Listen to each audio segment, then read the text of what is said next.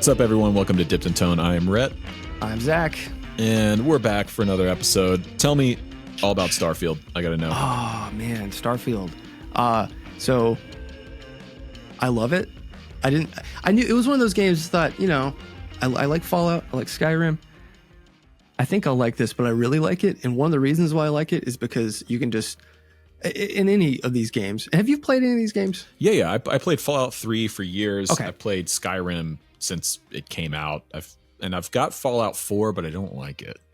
See, I love it, but I like all of them. But are you like me in that you love stealing things from people's homes and workplaces? Because No. that's Like, wait, in real life or in the video game? no, just in the game, not in real life. Okay. Let's clarify that for our listeners, please. Because the way you said that seemed like if someone just jumped in Are you really at that into moment, shoplifting? Yeah. Do you like committing burglary? Well, anyway, in Starfield, like picking locks and then stealing people's spaceships and stuff is like really fun for me, and my son really enjoys it. So I've just been gallivanting around the galaxy, stealing spaceships. It's been, but is it been a hoot. Is it what you thought it was going to be? Because I've seen some disappointment online from people that said it's basically like they should have waited 10 years to do this game. No, it's fine. It's a video game. It's like, I enjoy it for what it is. The people were boo-hooing that you couldn't, and sorry, all the guitar listeners, we'll get to it. People were boo-hooing that you couldn't like walk all the way around a planet. First off, why would you ever want to do that? And second, you can fly to another place. It's fine. So yeah, it's really fun. It's really fun. Nice. So yeah, I hope you get in there, man. I want you to get in there. The problem is it's only Xbox or PC, and I don't have an Xbox, and I'm not like enough of a gamer to justify a PC. Look at all that stuff behind you. We can fit a computer in there. You just hook it up to that monitor. This is a server rack, actually. That is what that is. Look, perfect. Yeah. Well, that's what about cool. you? Well, we've been burning the candle at both ends around here. I'm actually currently on a bit of a sabbatical. I've been doing this gig, this whole YouTube shenanigans for 5.5 years now, full time, and along with playing and touring and all that stuff and everything, and haven't really taken a break in like 5.5 years, and got a little bit of the case of what you call burnout. So we are currently at the time of this airing, my wife Tilly and I are gallivanting around the beautiful state of Colorado with our camper and our FJ Cruiser and driving through some mountain passes. And Tilly's got a big bike race we're shooting out there called the Rad, big gravel race. She got hired by a pro cycling team to go shoot their riders. So I'm going to help her out with that. I'm going to be like her assistant for a few days and filming and all that stuff, which is actually a ton of fun for me. I love doing that. So yeah, that's what's been going on. Just trying to get all the loose ends tied up before we head out for a month. So sure. Yep. Well, before we get into the meat of this episode, I thank all our friends over there on Patreon. If you want to join the community, go to Patreon, the link in the description below, and you can learn all about our tiers, how to support the show, and be part of our Discord group and the little community that lives over there. And by the by, you might have noticed we've not dipped as many rigs lately, and they all get submitted with Discord. You get access to Discord through Patreon. We need some fresh rigs. And if you've submitted one in the past and we've not done it, or even if we have and you have a different rig, send us your gigging rig, guitar, pedal board, amp. Yeah, we'll redip. Like we'll double dip. Double dip the rig. Yeah, we'll double dip. It can't be the same rig. Okay. We need some variation here, but we will double dip. Fresh rigs only. Yeah, fresh rigs only. So yeah, patreon.com, links in the description. It's also in the show notes if you're listening to the show. Great way to support what we're doing over here. And I want to give a quick shout out and thank you to our sponsor of today's episode, which is Sweetwater, sweetwater.com. Anything you need. You want to start your own podcast? Maybe you want to compete with Dipped in Tone. You want to take over? You're going to need some gear. You're going to need some microphones. You're going to need maybe one of those podcasts, the Roadcasters, which I have the first gen of those, and they're pretty sweet. All that stuff's really on sweetwater.com. Links in the description. For the show today, we have the one, the only Mr. Eli Lester of Two-Rock. I'm super excited. Eli is friends with both of us. We've all become a little friend group here, and we like all sorts of different things, not just guitars. So yeah, you've known Eli quite a bit longer than I have. I only met him this past NAMM, but yeah, you'll see. Eli and I spend more time talking about old Porsches and old cars, I think, than guitar amps and stuff. But without further ado, here is our interview with the one and only Eli Lester from Two-Rock. Eli, what's up, man? Welcome to the podcast. What's happening, guys? How are you? Good. Thanks for joining us, man. Oh, it's great to see you both. Yeah. So my first question, tell me all about Car Week. How was it? Car Week was awesome. I'm out here in California, so we do the Monterey Car Week every year. I take the whole week off work, cruise down. I actually took first place at the Monterey Open, which was super cool, which was totally not expected. I just cruised down. I have an old Porsche 59 356. Drove down and won first place. I wasn't even there for the award ceremony. I walked down the road and we're getting a drink and stuff. And someone called me like, dude, where you at? You just won, which was unbelievable. Awesome, so man. it was a fun week. Yeah. I've seen pictures of your 356 and it's beautiful. Oh, thank you. Yeah, man. You seem like you're a man of many hobbies. Yes. Pretty much I'm always building something. Either I'm building a guitar amplifier, or I restore hot rods, build chassis. I do metalworking classes all over the world to travel around on English wheel. And I just like building stuff. So if I can get behind a welder and English wheel or soldering, I'm always have hands into something. So what was first? Was it cars and metalwork and restoration, or was it guitar and guitar amps and stuff? 100% guitars and guitars amps. Parents were musicians, so I played in a band with my dad since I was about 11 years old. So I've been gigging since 12, 13. That's all that I've ever done is played guitar. I was a guitar teacher prior to Two-Rock, so I've always just built guitar stuff. Did guitar and amp repair for years at the shop that I was teaching at in the back room, and always was I used to play in rockabilly bands back in the day. So I was buying old 50s and 60s Cadillacs and couldn't afford to have anyone fix them. So I had to learn how to do it myself. Just like that's kind of how I got started with guitars and amps also, is I couldn't afford to pay someone. So I just had to figure it out. Did you ever have any formal training on all the like electrical engineering side of like building amplifiers, or is it all just like self-taught and things like that? No, it's all self-taught. We can go in the whole history of Two-Rock if you'd like to digress in all of that. But I started off back in the late 90s. Everyone was playing the Digitech, processors and all that stuff. And I was always into vintage stuff. So I was buying old Fender amps and Marshalls from the, Black Panel and amps for a couple $100, and I was modifying them.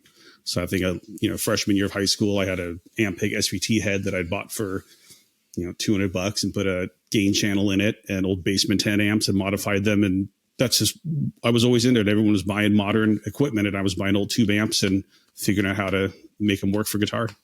Yeah. You know about Zach's old Cadillac, right? Yeah. Yeah. Oh yeah. He I every now and again, Eli will send me a message about that thing. And every time we talk about it, and every time I see any of Eli's cars, I'm like, man, I really got to restore my Ecto 1. One day I will do it, and I'll have a proper Ectomobile to cruise around Nashville. Yeah, man. Yeah, I've been doing a 60 Cadillac for about 5 years on that restoration that you've seen pictures of. Mm-hmm. And that was built a custom chassis and decided to chrome every piece on the car. And that's looking forward to that one being done. Man, I want to do my best to not just talk about cars the entire episode, but the first time we met was this past NAMM in, what was that, April?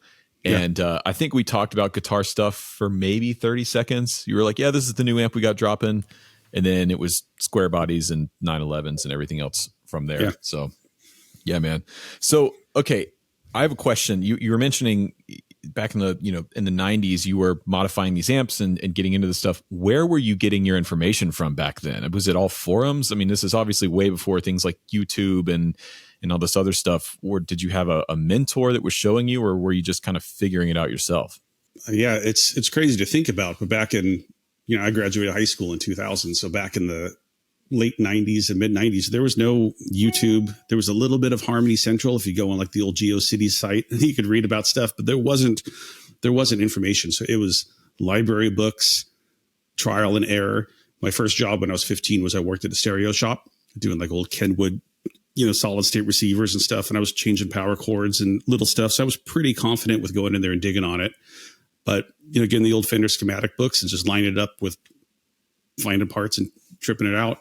There was a guy in town, Ron Vale, Uncle Spot Amps, and he used to write an article for Vacuum Tube News magazine.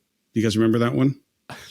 Before my time, no, man. Okay. It was a publication that came out once a month, and they used to do like preamp tube shootouts and stuff, and they let me do all of the demos for them when they would do preamp tube shootouts.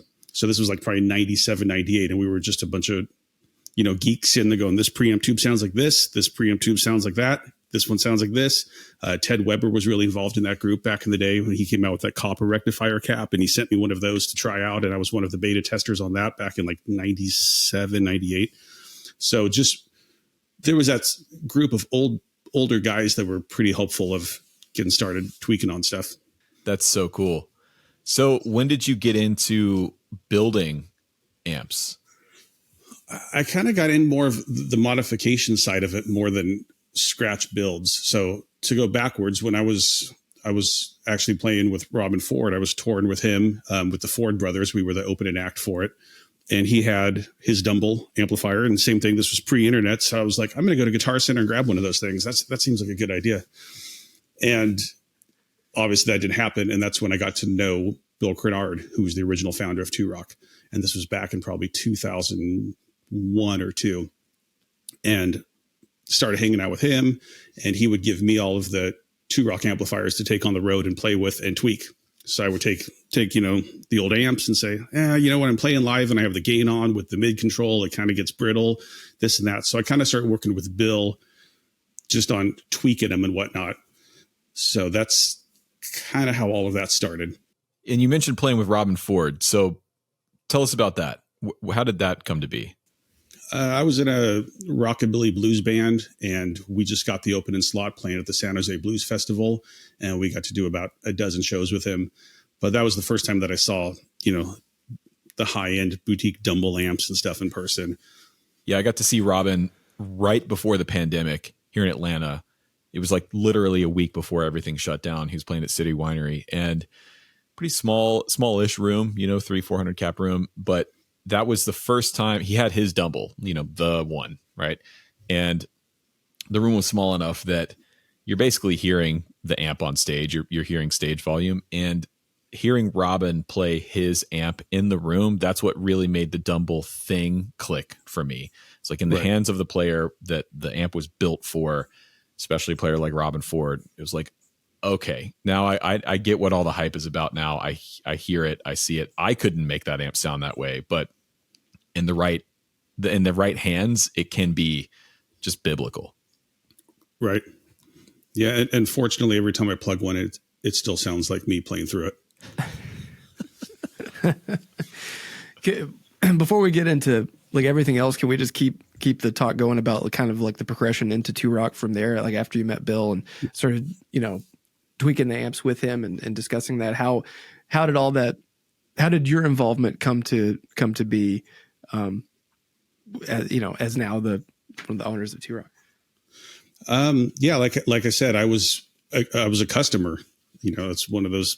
I'm one of those people that can say I was one of their biggest customers, and every time they came out with an amp, I was the first to get it, and was selling everything I had to get the next model, and got to know Bill really well with tweaking circuits and just playing around with it.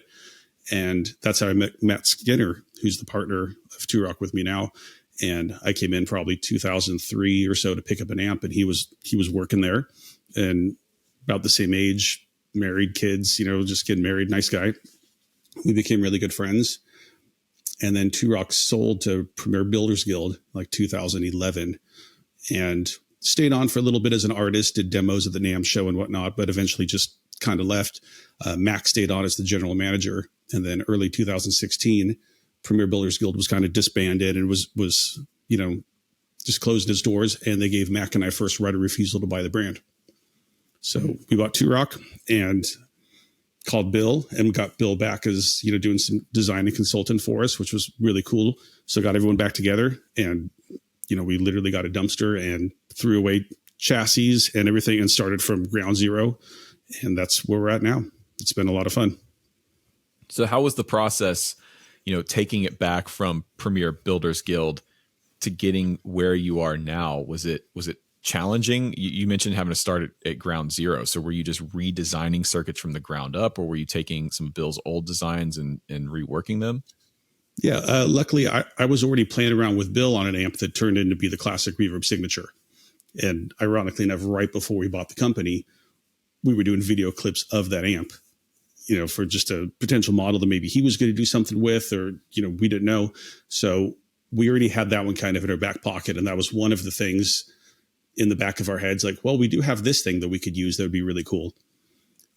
So it was just, and the trajectory's been really good. I mean, I think the company's in a better place than it's ever been.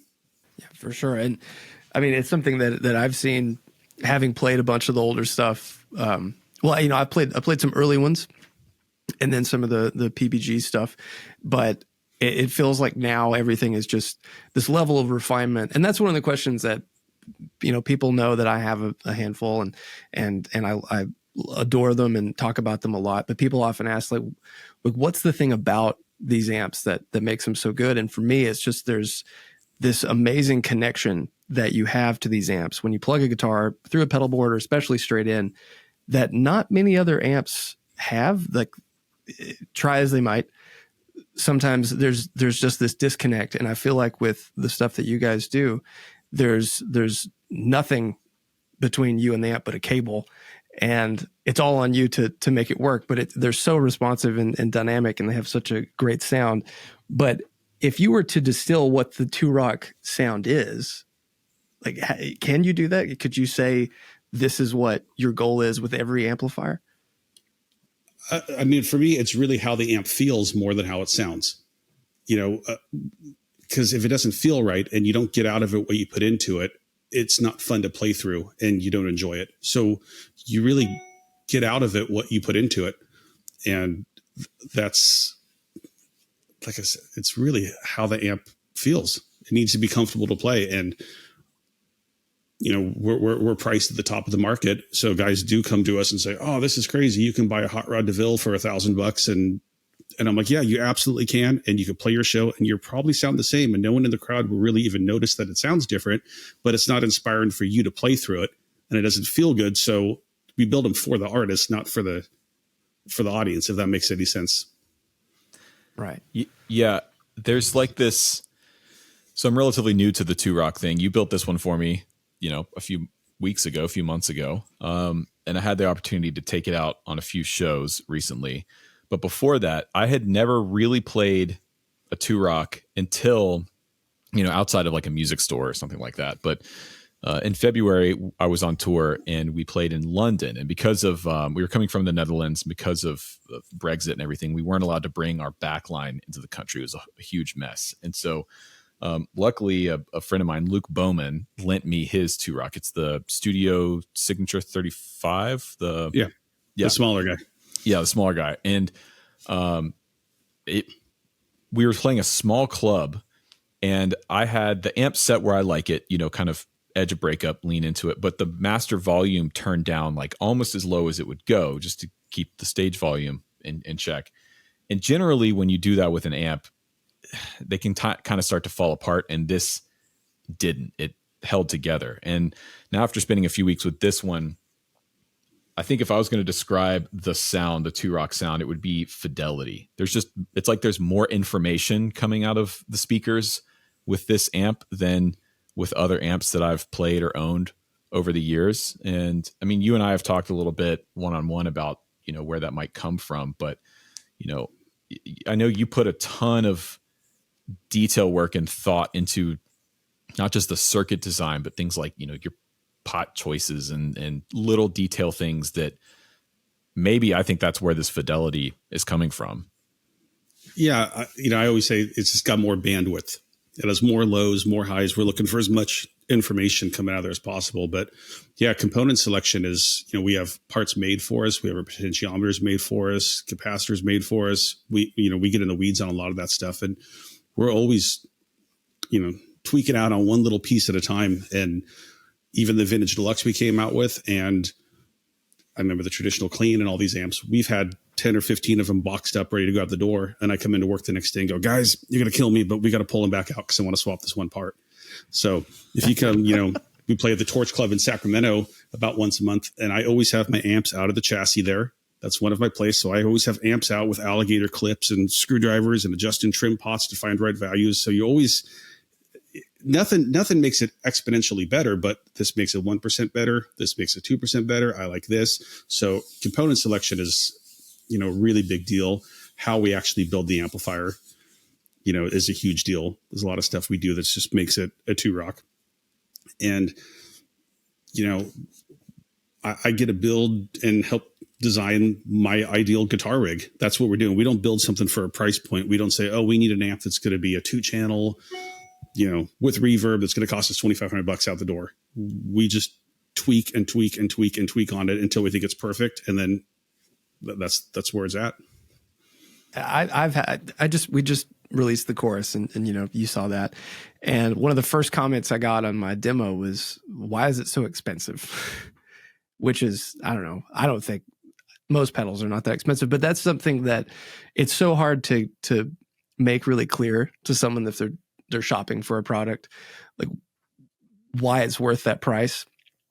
And I think that what you just said really speaks volumes as to why the Two-Rocks are worth that price. And the thing that's one of the things that you get asked, I'm sure all the time, is, how do you justify that price? But to anyone else that would be like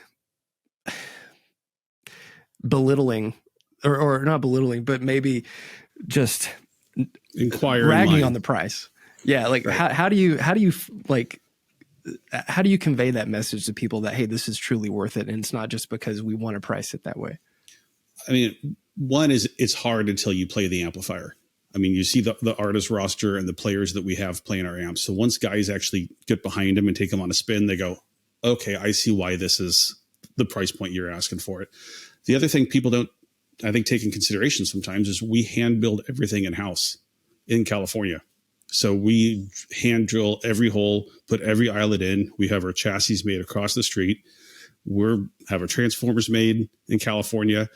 All of our employees have medical insurance and 401k, and we treat people good, and we have an actual business. So it's people add up just the sum of parts and go, oh, I can buy these parts for X amount of dollars and build it at home. But we have an actual business and a dealer network and warranty and take care of our customers. So it's not as much profit as people think. And I know, Zach, you can empathize with that. People go, oh, you're making all this cash. I'm like, building vacuum tube guitar amplifiers in 2023 in California isn't the best business model. I don't think anyone says that's a good idea. That's going to be a profitable thing. So we're very fortunate of where we're at. But like I said, we don't build to a price point. We build the amplifier. We started the Vintage Deluxe before COVID and had it. And we're just tweaking parts for 3-4 years to get it to exactly where we want it before we put it to market. Man. So it's, my best friend, Matt Schofield, often he compares it to the car analogy. We were talking about Porsches, but you would never go to the Porsche dealership and say, oh, that's crazy. That's way too much money. It's not worth it to me. Well, if it's not, then it's okay. It sounds, it's not callous or anything. It's just saying, hey, this is what it costs us to build, and this is what the price is. Yeah, it's like you said earlier, there's nothing wrong with taking a Hot Rod Deluxe to a gig. And from an audience perspective, they're probably not going to know unless you're one of the, few nerdy guitar players with your arms crossed in the back of the venue, like trying to figure out what speaker's in his cabinet or whatever. Like it's more for the player. And it doesn't matter if you're playing a Two-Rock or a Blues Deluxe or anything like that. It's just, are you getting the sound that you want out of your rig? And does it make you feel good when you play it? Does it make you feel, does it make you respond to the sound? Does it make you inspired to play, or are you fighting it? We've all been there on stage where something's not right. It's too tinny or too muddy, and you're spinning the whole time worried about your sound, and you're not playing well. So yeah, I can attest though, like for a long time, I was one of those people that was like, those amps are expensive. They're pricey, and then having played Luke's in London and then having played this one, I'm one of those guys. It's like, okay, no, I get it. I see where the money's going here. So yeah, that's awesome. And at least from my perspective, I think you hit the nail on the head. If it inspires you to practice and play and pull stuff out of you differently on stage or at home recording, well, then it's worth the money. You know, if you enjoy it and it inspires you, that's what we're building it for. Yeah. So you just mentioned the new Vintage Deluxe, which I think are starting to ship to dealers now, I think, Yep. right? Yeah, we just started shipping them 2 weeks ago. Yeah. So what drives your search for like the next sound? Like, I'm sure a lot of this is based off experience with vintage amps and all the things that you've played over the years. But when you're thinking about what's next for what you guys are going to work towards, like, where does that start for you? I mean, there's a lot of layers to that. I'm on the Vintage Deluxe. That kind of the genesis of that amp was, as you know, I'm a huge black panel Fender guy. We've all talked amps a bunch. I have an obsessive. I've been collecting them for 25 years, so I think I have every model, every year, every model. It's and I always joke that if I take, my 66 Vibe Deluxe reverb or my 64 Deluxe reverb out to a gig with a Telecaster and a Klon, I plug it in. I'm like, I'm good. I don't need anything else. This sounds totally great to me. So this amp is just trying to get that kind of intrinsical feel when you take one of those amps out and plug it in and just dials in. You put everything at 12 o'clock and you're good. So that was kind of the goal for that amp was, to go there. Not bringing stuff to market is probably the hardest thing because we're all tinkerers and geeks. And I'm in my studio now. I think we have 5 or 6 prototypes completely done in head shells, just ready to go to market. But the market can't take that many amps. And Bill is always tinkering and bringing me ideas, and I'm always tinkering and going back and forth. And we have so many amps to bring to market that it is hard to find which one we want to do next. But we're amp builders. That's why we do it. It's because we're always on this search for the dream rig. So how do you make the decision on what to do next? That's a hard one.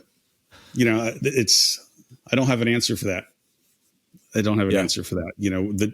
The Deluxe was a big one. The Joey one was a big one. We do look at the product line as far as, right now we're working on a couple really cool overdrive amps with reverb, and we don't want to compete with other things that we already have in the product line. Cause then guys go, well, I just have this one. Do I want to sell it to buy this one? It's hard to have that many models on the market. So you have to not oversaturate your product line to get confused people. So I have to make them different enough that they can justify having one or the other, or even both. If that makes any sense. Yeah, for sure. I know for us, sometimes because we'll make all sorts of prototypes and have them laying around. And sometimes you'll play stuff and you're like, oh, that's really cool. And you get excited about it. But like you said, if there's too much overlap, then there's no reason. But oftentimes there'll be like something that will just switch a light bulb on in your head, or something will happen. And you'll just know that regardless of what overlap exists, you kind of have to chase that dragon until that product is out. So yeah, I totally get the having prototypes everywhere. Mac is really good about helping me with that. And he always points out that if I'm gigging with the amp and I won't shut up about it, that's the one we should take to market. I mean, I probably had 30, 40 gigs with the Vintage Deluxe before it actually went to market, loaned it to, Matt was playing it. All of our artists were playing it and going, this is a great amp. So if I won't shut up about it, that's when Max usually like, that's the one we should do. Cause you've been talking about it and you can also tell when I'm not happy with something. If I'm kind of him-hawing, he goes, yeah, it's not there yet. So he's a good barometer for that also. Yeah. So I want to talk about the Joey amp for a little bit. That amp, I played it at Zach's. Yeah. It's gorgeous, gorgeous amp. Awesome. It has the coolest tremolo system I've ever played on an amp. Can you talk about that a little bit? Because it's quite a bit unique from a lot of other amp tremolos out there, right? Yeah, that was actually the first amp we wanted to do when Mac and I bought the business. We were like, what do you want to do? And I was like, I want to do a harmonic tremolo amp with reverb. That was just something that I was really excited about. As you know, I mean, the Tweed era amps up to 59 had bias tremolo in them, which actually takes the bias of the power tubes and adjusts it, and that's how they get it. And then the brown panel amps, 60 to 63, had the pitch shift and harmonic tremolo in it, which takes 3 preamp tubes to make work. So that's why Fender never, with the exception of the 63 Vibroverb, they never had that with reverb in the same circuit. And then in 64, when the black panel came out, they went to the photocell. So it's a complicated amp to have that many gain stages and to work the tremolo and then still have reverb in the amp. So that was a long thing. And then it was actually Bill that says, let's put bias tremolo in it too while we're here. It's like, yeah, might as well. So it has the harmonic tremolo, which takes 3.5 preamp tubes, the reverb circuit that takes 2.5 preamp tubes. And then we still have, the phase inverter and V1 and whatnot in the amp. So it's a unique amp. It was, I think my builders are glad that we're done with the run of 100. Because even on the front 2 preamp tubes, we had to build little oscillators. We hand wired them all on top of the tube sockets because we don't use any circuit boards or anything. So everything's hand wired in there. So I think when we got to the 100th one done about a month ago, the guys were like, okay, cool. But I think that the amp came out great, and it was really fun to collaborate with Joey on it. And I think Zach, it was like 2017 or 18. You played the prototype we always rent a house for the NAMM show, and you came out and played it. Yeah. And well, I mainly heard Joey and Matt play it, which was like, there's no reason to give a guitar to me after those two guys are playing in the room. The amp, so we tweaked that amp quite a bit. I mean, the final went to Joey 5 or 6 times. I have a boneyard of, hacked up prototypes of this one has this reverb circuit in it, and this one has this tremolo circuit in it. So we were proud of that amp. Yeah, it's a remarkable thing. And it's so funny. I have a guitar very similar to Joey's Sorokin with a wrap tail and humbuckers. And I watched his rig rundown, and I came in and I switched all the switches, the Premier Guitar rig rundown, by the way. I switched all the voicing switches and kind of set everything to be similar to how he had it. And I was like, man, that does sound like, I can't play like him, but it does sound just like him. Why did you go with 310? Was that just because of a bandmaster thing? Just wanting to experiment with something? We've been playing with the 310 cabinet already, and that was going to be the stock cabinet for the vintage Deluxe. I always like that impedance mix match of having, 2.9 to 3.2 ohms going into 4 ohm tap. It just kind of bogs it down and gets squishy and spongy. I've always really liked that. So built that cabinet and sent it to Joey and said, what do you think of this? And he's like, I love it. It works perfectly with that. And I don't think he'd ever played a 310. We have a 410 cabinet that I've loaned him a couple times, but it just worked with the amp really well. So I want to ask you about the Dumble thing. I know you've spent a lot of time playing Dumbles and hearing them and in some cases messing around with them. In your mind, what makes a Dumble amp special? Like what's the hype all about? I mean, he was the first to do the cascade and gain stage, large power supply, really touch sensitive. He was the original kind of boutique amplifier. And they're all so different that it's hard to say what makes this one particularly special. I love the steel string singer because it's the huge, I'm always looking for the most amount of headroom. I think we've talked about that. We've both talked about it. I have a bunch of overdrive pedals, but I don't have any clean pedals. So I'm always looking for the most 3-dimensional, large overdrive clean amp that I can put pedals and stuff in front of. And that was one of the things I've always loved about the Dumbles is the huge bandwidth, the low end when you snap the E string, the Stevie thing. That's what I'm always looking for is that. And then have the top end not be harsh. I mean, if you plug in a Silverface Twin, it's big and loud, but it's not pretty a lot of the time. I'm a huge Fender geek, but the top end hurts your ears. The main thing with the Dumbles, and I hope translates to what we've tried to do with the Two-Rock thing, just looking at it as inspiration, is there's not frequencies that hurt your ears. And that's a big thing for me. When my ears get fatigued and I'm voicing something and playing it, if my ears start ringing from the top end or it's too mid-heavy and I can't get that honk out of it, that's not appealing. And we try to dial all of that stuff out. And that's one thing that Alexander was able to do is get all of those frequencies so they're pleasant to the ear and not hurt while still having huge soundscape kind of tones. I think there's a common, and I don't know all the details of this, so it's a good question to ask. Everyone probably assumes that all the Two-Rock stuff are just outright Dumble clones. I don't believe that to be true. I mean, obviously the Vintage Deluxe is not. But can you speak on that? Because I think a lot of people just, figure that's the case. Yeah, I mean, we're always going to be, I mean, if you look at the aesthetic of them, obviously, we're tipping our hat to it. But I mean, for me, I love Telecasters. I like old school stuff. There's some looks that just look right to me. And that look just looks great to me.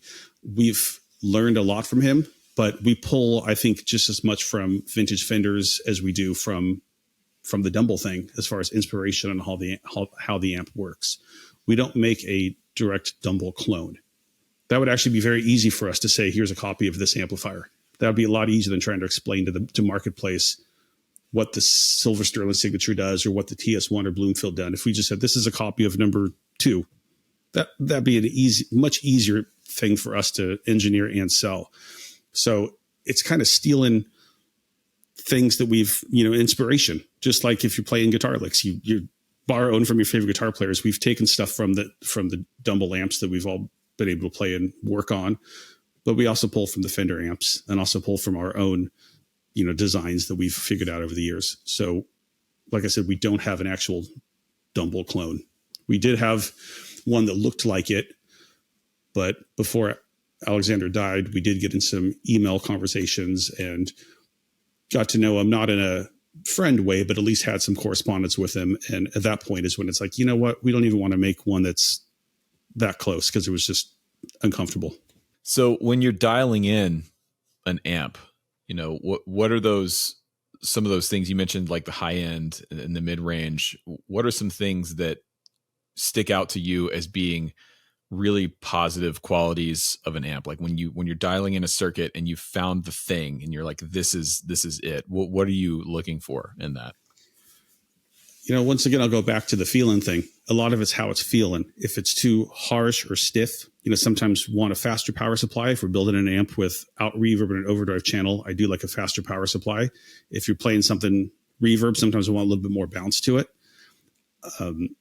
It's easy to get too mid heavy that you can't dial that out. Sometimes, playing a Strat or a Telecaster and it sounds awesome. And then you pick up a Les Paul or a 335 guitar and it's like, oh, now I have the bass off, mid off, and it's still too mid heavy.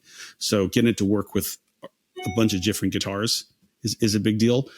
Getting the overdrive circuit that the front end is hot enough and comfortable that you like it, but then the overdrive channel isn't harsh and brittle, is a hard balancing act with overdrive amps. So there's a lot of different things that we look at. Yeah, that's one thing I like. This amp, the classic reverb, is the 100-watt version, and I've got other 100-watt amps that when you start pushing them, like the Plexi, which completely different amp and everything, but when you start pushing it, even when it's clean, you can't really be in the same room with it. It's loud, but it also kind of hurts to be around. And the thing about this amp that I enjoyed when I first got it is turned on and basically turned it almost all the way up, and it was loud. I mean, it was really moving air, but it was not painful. It didn't feel like it was pulling the paint off of the walls like my Marshall does, or some other big amps. And I'm just wondering if that's something that you're looking for, like with the bandwidth thing. Like it's loud, but it's not harsh. And not sure what my question is there, but we really do use the wattage for tone and feeling because it sounds good to play loud. But I have in the studio right now, I have a super bass Marshall mic'd up. You can't be in the same room for it. It's downstairs because you can't even be in the area with it. People thought Mac and I were crazy when we went to the first NAMM show in 2017 because at that time the market was really going towards 18 and 20 watt amps. People were getting away from big amps, and I was like, I'm building what I like. I like big 100-watt amps. We built a 150-watt Sterling, which was one of our popular models with 4 6550s in it, because I like that low end that's tight and holds together. So people thought we were insane until they started playing it. We have very usable potentiometers in it. We have a transformer that we specifically designed that when you put it in half power mode doesn't change the phase or the impedance of the amplifier. So we're able to play it at lower volumes, as well as, with pop values and just how we voice the amp. It's not like we touched on before, it's not painful. Those frequencies don't hurt. Yeah, I think you're right. There's definitely a push for, especially in a live context, stage volumes getting quieter. A lot of times touring friends of mine are having to play with no stage volume. They're going direct with some kind of modeler, or they have a cabinet off stage. And I don't know, I feel like that you're losing something there. As a guitar player, you're losing half of the equation when you don't have the amp and the guitar interacting on stage together. It just doesn't do the same thing. I mean, there's definitely a reason for it, but I just want to go home.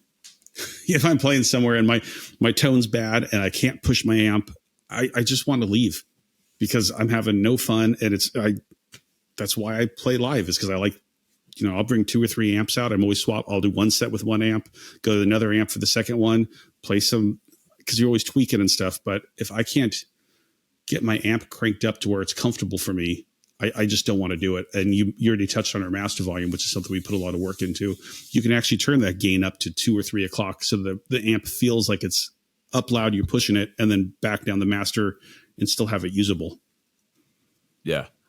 Yeah. And it doesn't compress too easy. That's the other thing too. It's literally just like you're just turning it down. It's not breaking up sooner. It's not losing dynamic or feel or any of that stuff. It's really impressive. Thank you. I don't like compression. If I want compression, then I'll put on a compressor pedal, which, because you can't get it back once it's compressed. So if an amp starts to compress, you're done. Kind of like I'm not a huge fan of speaker breakup. I think Zach and I talked about that a while ago. Once the speaker's broken up, I have nothing I can do with it. It's a great tone. I love a 5E3 turned up and broken up, but once it's there, I can't clean it up. I can roll the volume control off, but that's about it. So I don't like having things that I can't control in my signal chain, and compression and speaker breakup are 2 things that you can't really control live. So try to avoid compression. And that's the fun thing about this business is, I just get to build my dream guitar rig. That's all I do. We just go around and we want one of these. I want this amp, It's not like we're not building to the market. It's just what inspires us at that particular time to build that amp. And that's what we do. That's awesome. You guys have a pretty remarkable artist roster. How's that feel? Because I know for me, having a pedal brand, when I see people who even just know who Mythos is, I get really excited. But knowing that I have players that I admire and respect using my stuff to make music with it is like one of the best feelings in the world. And I can only imagine for you, it's a similar experience. I'm just hoping it doesn't break on stage. We go, yep. We go to shows and we watch our artists play, and I'm just like, don't blow a tube, don't blow something silly. No, but honestly, it's it's an honor. I know you had Eric Johnson on here, last month, and he's a dear friend of ours, and I get to fly to his place in Austin and tweak on his amps and stuff in his studio, and we go to all these concerts, and every once in a while it does hit you that you'll at a show and you're like, wow, there's 5 Two-Rocks on this stage. That's pretty cool. We built that.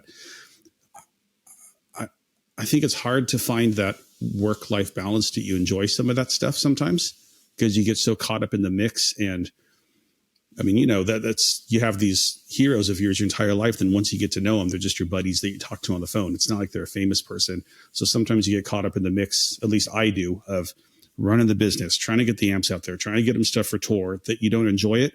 But it is nice every once in a while when you go to the show and you're just kicking back going, wow, they're all playing stuff that we built, in our little shop. That's awesome. So it does give you that sense of pride for sure. There's another thing that someone told me. I was at a NAMM party, and there was this random, it was a pedal builder thing, but just this random guy had wandered in, and he was talking to us, and he said, little parts of you are like all over the world. Like all these devices that you put your heart and soul into are going to be here hopefully like way after you're gone. And I was like, wow, that's such a heavy thought that I've made something that will last. And like that, I mean, that's something I have to remind my friends like you that, hey, like because it's turning my beard white, like working in this industry, and it takes its toll on you. But yeah, at the end of the day, when you think about, you have people that are making music with stuff that you built well and should ideally last forever, as long as you take care of it. Like that's so awesome, Yeah, Mac and I always talk. We have such a huge respect for the guys that actually buy our amplifiers and play them, because it's hard to come up with money for anything, especially expensive gear, especially when you have wife and kids and mortgages and responsibilities to say, I'm going to spend $5,000 to buy a guitar amp. That's a big investment. And I always get a lot of pride when I see people buy the amp and say, I'm going to put this in my house. I love this. I used a bunch of my hard-earned money. And I think that's why we put so much effort in customer service and helping guys out. And if they have issues, making sure their stuff is working and always dialed in for them, because we don't take it lightly. The guys are spending that kind of money on our equipment because it is pricey and it is hand built, and it means the world to us. And I think that's a lot of our amps, like, the classic reverb and the Sterling. And I always think it back to Leo when he said he had the super reverb, he had the deluxe reverb, he had the Vibrolux, and those are iconic amps that have withstand the test of time. And that's kind of my personal passion in the back of my brain, is hopefully these amps are around for 30, 40 years. And that'll be one of those staple that people listen back to. Eric Johnson and Joey and Matt and all these guys go, oh, he was playing a classic reverb silver chassis at that time. And that does feel good. That's one of the things I love about this industry is, behind all these brands, like Zach or you or, Divided by 13, Fred, they're just people. And I've been lucky over the last 5.5 years to get to know a lot of people, builders in this industry in different sectors of it, guitar builders, pedal builders, amp builders. And they're all incredibly interesting, a little weird, and pretty much all good people. There's just a lot of really good, down to earth people in this industry. And yeah, I think you're one of them, man. It's thank you. Yeah. It's been cool to get to know you and talk to you over the last few months. And just have one more question before we wrap up here. As a certified amp nerd and builder, what's on your Mount Rushmore of guitar amps? Oh man. I should scroll the camera over and show you my horrible amp wall of, for me, super reverb, that's dialed in right is really hard to beat. If I'm going British, old JTM 45, is really hard to beat. But for me, it's the black panel Fender stuff. I can pretty much take any one of those out to a gig and dial it in and be like, I'm good. It's awesome. And I've played, I don't want to say I've played everything, but I think I've played just about everything over the years. But those old amps still, and that's one thing that you asked about voice and amplifiers and whatnot. In my office, I do have, my old 60s Fenders and a couple Tweeds and a JTM 45. And our amps have to at least do what those amps do, or I would just play one of those amps.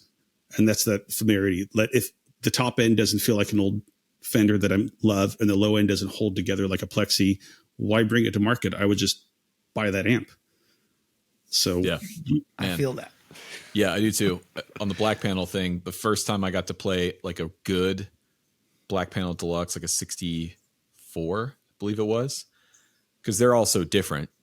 Some of them have aged better than others. And then with component variants, when they were built, each one kind of is its own special little, thing. But the first time I got to play a really good one, it was one of those epiphany moments of, oh, I get this now. Yeah. I see what people are on about with this. So the first time you play a really good Tweed Deluxe or a really great AC30 or something, it's like, okay, now I get it. And it's hard to find those, and it's getting harder and harder now, because I feel like, there's so much good gear right now. I mean, to pivot on what you said, you're talking about all the great builders and stuff. And I think that's why we're in the golden era of gear. Everyone always says that for the last 20 years of this is the golden era of boutique gear. But what I think is so cool about the industry now, Josh Scott from JHS told me, he goes, boutique used to mean grumpy old guy with shitty customer service. That's what the boutique industry used to be. And now it's all these young guys that are cool. Everyone gets along with each other. We're all bouncing ideas off each other. And like you said earlier, Zach, that's what's fun for me, is all of the other builders and all the people. And I think that's what's cool, is there is people behind them, and it's fun. Thanks for coming on, dude. It's thanks for having me. It's always awesome. a joy to get to talk to you, and yeah, hopefully get to do it again soon.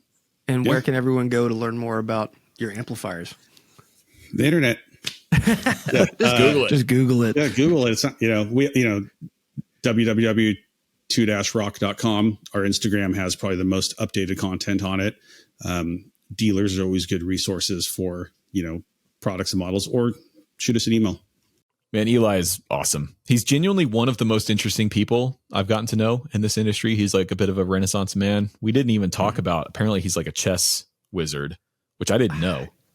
He like every time I hang out with him for any period of time longer than just like a few minutes, I learn something new about him. And I'm like, how do you have time to even think about that sort of stuff? That's what I'm concerned. It's like, wait, where do you get this time? Like, what's that Adam Sandler movie with the remote that he could stop time or something? Maybe Eli's got that kind of thing going on where he's like, he can just stop time and go work on rebuilding his old Porsche. Maybe. Yeah. Something like that. But yeah, what a guy, and what great amps. I mean, like now you're in the fold. I've been well versed in the church of school rock, the church of schoolhouse rock, Two-Rock, the two churches of Two-Rock, which I learned recently that Two-Rock's actually a place. It's not just the name of an amp. It's an actual town in California, like not far from. It's like I guess the north of the Bay Area or something like that. Mm-hmm. So yeah. Well, yeah. If you ever get the opportunity to play one, and they're available to you to try, go check them out. They're remarkable. Everything what Eli said is true. They really do. As soon as you start playing them, you feel a connection, not only to the amp, but like to your guitar. It really just, it kind of like wakes your hands up in a way. It's very interesting, but yeah. They're definitely worth trying. It is. Yeah. There's something to them, man. There really, really is something to them. So nice. So, we ready to shill? Yes. Cool. You want me to go first? I got mine right here. You go ahead. Yeah, right. I got mine too. But. So I've been doing some videos recently with my friend Ben Calhoun, formerly of Righteous, now at Big House Guitars. Been doing this like pro guitar tech series, and he reminded me. So we've talked about Deluxe at D5 on the show quite a bit. I know I've shilled it before. I think you've probably shilled it before. Mm-hmm. If you don't know, Deoxit is like this wonder spray that you use on everything. Cleans pots, cleans cables. It kind of does everything.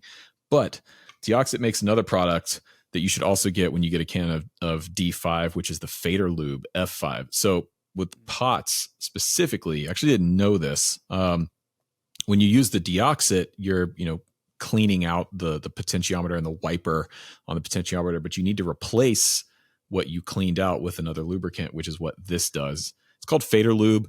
I got it from my Tascam 388 because the faders were kind of crunchy feeling and stuff, and it worked great on that. But it's basically just a spray lubricant that's safe for electronics. And again, it's kind of like what's that hot sauce? The like Frank's Red Hot or whatever. It's like you put that shit on everything.